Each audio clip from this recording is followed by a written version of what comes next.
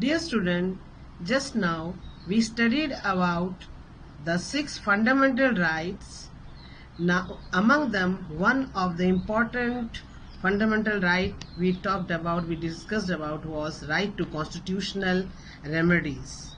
If a person feels that his rights are violated, he may request the Supreme Court or High Court to issue the appropriate writ so that he can have his or her rights. The fundamental rights are not absolute. That means that some restrictions are imposed upon them to safeguard the interest of the entire community. Certain limitations are necessary so that all can enjoy rights. This restriction or limitation should be reasonable, and it should be for the interest of public order, morality, sovereignty, integrity of India. Let us talk about few examples where restrictions are imposed or justified. For example, at the present scenario, corona virus is there in whole world. People are infectious of that disease, and in order to prevent the spread of this infectious disease, our government has started lockdown system, and we have to follow it. Then only we can be safe from that.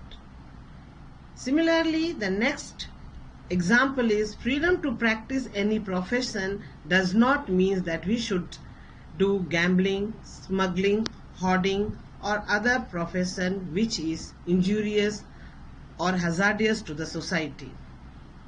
No one can claim to be a doctor or lawyer unless and until he is having essential qualification. Freedom of expression does not mean to speak or to write whatever you want. We should feel, or we should speak, or we should write. That should not disturb our public peace or harmony. Now let us proceed. Fundamental duties. We all know rights are followed by duties. Rights without duties are meaningless. It is rightly said, if a person does not perform his duty, he cannot enjoy their rights. Thus, duty precedes rights. It was in 1976 that fundamental duties were added to Indian Constitution through 42nd Amendment. Originally, there were 10 fundamental duties, but now they are 11. Fundamental duties are expected to perform by all the citizens of our country. It shall be the duty of every citizen of India to abide by the Constitution, respect its ideals and institution, national flag and national anthem. We should follow the noble ideals which inspire our national struggle for freedom. We should protect our sovereignty, unity, integrity of India. To defend the country, national services, whenever called upon, we have to be ready to do so. To promote harmony and the spirit of common brotherhood amongst all the people of India, and renounce practices derogatory to the dignity of women. To value and preserve the rich heritage of our composite culture. To protect and improve the natural environment is also one of the foremost fundamental duty. We should protect forests, lakes, river, wildlife. To develop scientific temper, humanism, spirit of inquiry and reform. To safeguard public property. To strive towards excellence in all spheres, individually and collectively. Parents or guardians should provide opportunities for education to his child. Now comes Directive principles of state policy. Directive principles of state policies are guidelines, instruction given by the Constitution. The government at all levels are expected to make policies according to these principles. Here, the main aim is to achieve our national goal and establish a welfare state in India. Dr. B.R. Ambedkar considered this guideline as powerful instrument for changing India from a political democracy into an economic and social democracy. Directive principles are grouped into four. First is economic principles, which includes to have equal pay for equal work for men and women, to provide adequate means of livelihood for all. Social principles include standard of living and public health should be raised, to guard children against exploitation and moral degradation. Third directive principle of state are Gandhian principle, to organize village panchayat, to promote cottage industries. All these things our different level of government are following. The next category is principles related to international peace and security. It includes to maintain just and honorable relation with nation, to promote international peace and security. Directive principles are very important. These are the moral obligation on the part of government, and it should be done for the welfare of the people. Many directive principles have been implemented. They have become either law or they are included in fundamental rights. They are: right to education has become a fundamental right, Environment Protection Act and Wildlife Protection Act have been passed, National Commission for the Welfare of Women has been established, right to work has been implemented for rural unemployed under Manrega. Now secularism. What is secularism? Whether a person is Hindu, Muslim, Sikh, Christian, he or she is having the right to profess, propagate, practice any religion of her or his choice. Every religious group has freedom to manage its own affair. The state will never discriminate against any group or individual on the basis of religion. In this way, secularism has been guaranteed in several ways at various places in the Constitution. For example, the preamble itself had assured liberty of belief, faith and worship. Similarly, in fundamental right also, equality before law is there, freedom, right to freedom in religion is also there, equal opportunity to secure a job without any discrimination on the ground of religion is also there. Besides this, the right to freedom of religion allows full freedom to all the citizens as well as aliens in our religious matter. What are the importance of secularism? We can say Indian secularism is related to constitutional values of liberty, equality, justice and fraternity. What are the importance of secularism in India? Secularism helps different religions to live in harmony. It is part of democracy which grants equal rights. It protects the rights given to the minorities. The rights cannot be hampered. It safeguards democracy by limiting the power of majority. In spite of so many provisions already existing in Constitution, the word secular was introduced in preamble in 1976 by the 42nd Amendment of the Constitution. Why was it added? It was added to reiterate that secularism was a part of basic ideology of India. It never emphasizes that India is having a state religion. In India, we are having no national religion. All the religion are equal.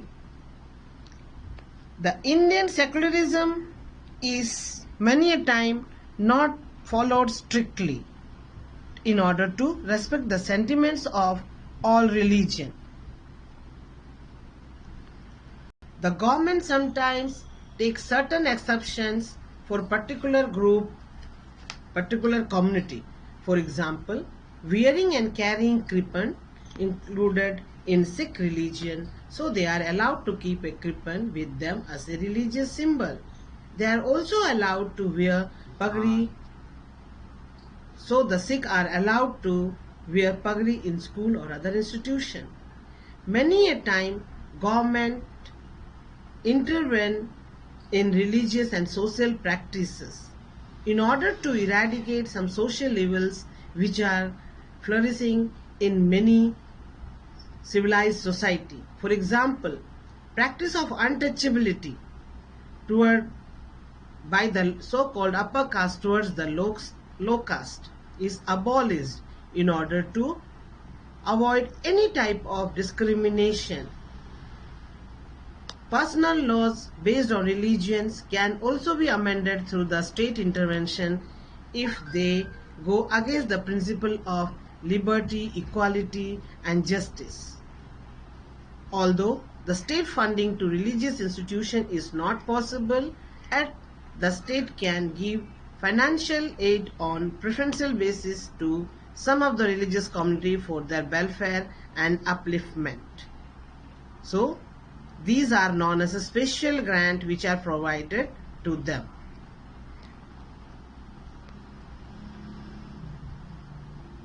Now, dear student, let us complete the match the following. Secularism, answer is promotes harmony. Abolition of untouchability, right to equality. Fundamental duties, 42nd Amendment. Quo warranto, the writ. Directive principles of state policy, non-justiciable. Dear student, write this match the following in your notebook. Let us solve D-type question. First question, explain the significance of the fundamental rights in our day-to-day life. The answer is the significance of the fundamental rights in our day-to-day life are development of personality to preserve human dignity.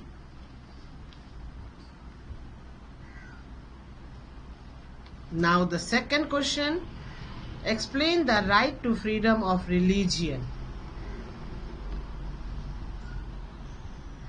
Right to freedom of religion includes freedom to profess, practice and propagate any religion.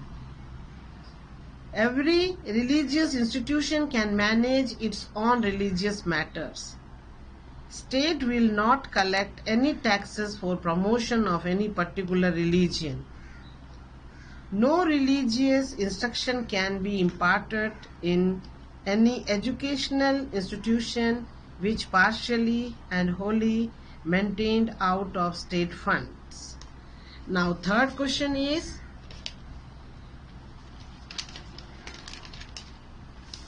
the fundamental rights are justiciable and are protected by the court. In the light of above statement, explain the right to constitutional remedies. The answer is, the right to constitution remedy is against the violation of rights. If a citizen feels that one of his fundamental rights has been violated by an executive order, he may request that Supreme Court, High Court to issue the appropriate writ to have his or her rights.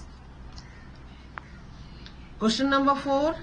Mention any 3 directive principles of state policy have been implemented. The answer is 3 directive principles of state policy that have been implemented are to secure equal pay for equal work for both men and women, to guard children against exploitation, to promote cottage industries. Question number 5. Why does the government sometimes makes exception to help a particular religious community?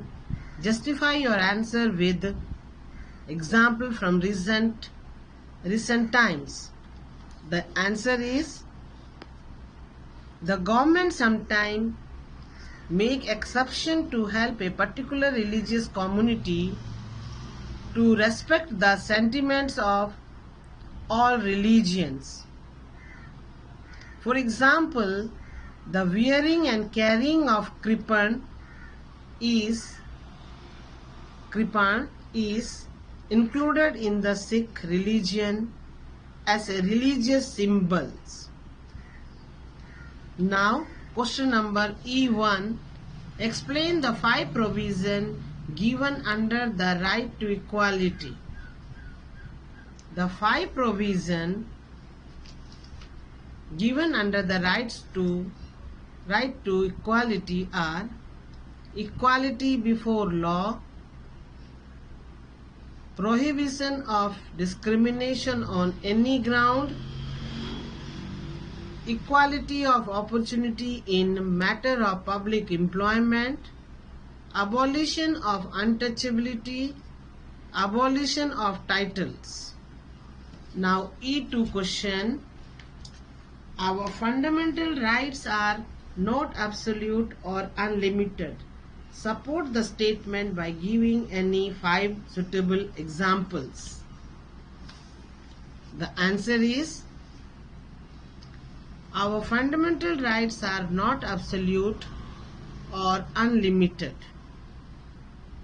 Our Constitution has imposed certain restrictions to check the abuse of rights. For example, the citizens have the right to express themselves, but there should no hate speech. The Constitution gives the right to choose, but side by side, the minorities should be safeguarded. Citizens have the right to contest election, but they have to fulfill certain conditions. People have the right to set up business, but they have to follow some requirements. 5th point, the Constitution gives freedom of speech, but censorship is also there. Censorship means lack of freedom to press. Next, question number 4. Highlight the main provision of right to freedom. Right to freedom, freedom of speech and expression, freedom to assemble peacefully without arms, freedom to form associations and unions, freedom to move freely throughout the territory of India, freedom to reside and settle in any part of India, freedom to practice any profession. Now question number 3, classify directive principles of state policy into 4 main categories. Explain each of them briefly. Answer number 3, first of all you write classification of directive principles. A, economic principles. In A you will write to secure equal pay for equal work for both men and women. Second, to provide adequate means of livelihood for all. Second category is social principles. to make efforts to raise the standard of living and public health. Second point, to guard children against exploitation and moral degradation. Now the third category is Gandhian principles. To organize village panchayat, to promote cottage industries. The fourth category is principles related to international peace and security. It includes to maintain just and honorable relation between nations, to promote international peace and security. Question number 5. The question is, in spite of freedom of religion, why does communal tension persist in certain part of the country sometimes? Suggest ways and means to establish communal harmony. The answer is, in spite of freedom of religion, communal tension persists in certain part of the country sometimes because of narrow-mindedness, illiteracy, ignorance, superstitions. In following ways, we can establish communal harmony. Farsightedness, education, superstition should be avoided, ignorance should be avoided. Now few extra questions. Write down the restriction on fundamental rights. The fundamental rights are not absolute. It means that some restrictions are imposed. Many a time, certain limitations are essential for enjoying rights. These limitations are for the interest of public, morality, sovereignty and integrity of India.